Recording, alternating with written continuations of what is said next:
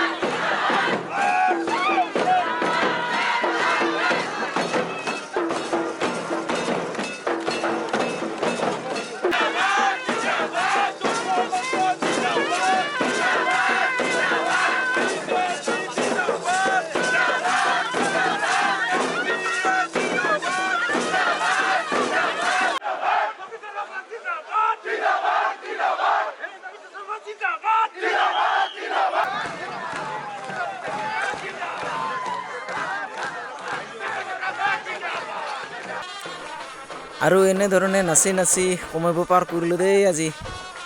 আৰু এতিয়া সময় বাজিল 9টা আৰু কিছু সময়ৰ পিছতে আমি যি ফলাফল সেই ফলাফল আমি লাভ কৰিম।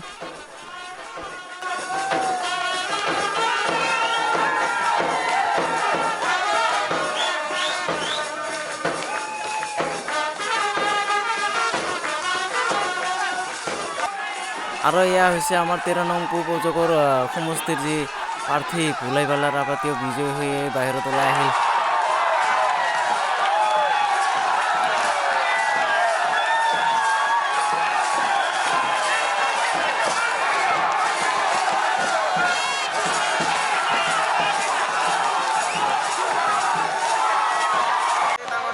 আৰু এতিয়া বাজিল ৰাতি 10:30 আৰু আমি ঘৰত গৈ আছোঁ এতিয়া।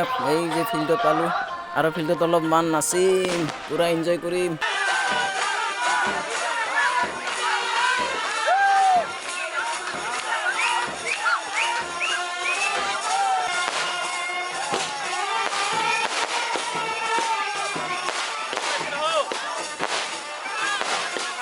আৰু বহুত বহুত ধন্যবাদ থাকিল মোৰ এই ভিডিঅ'টো শেষলৈকে চোৱাৰ বাবে। সকলোকে গুড নাইট।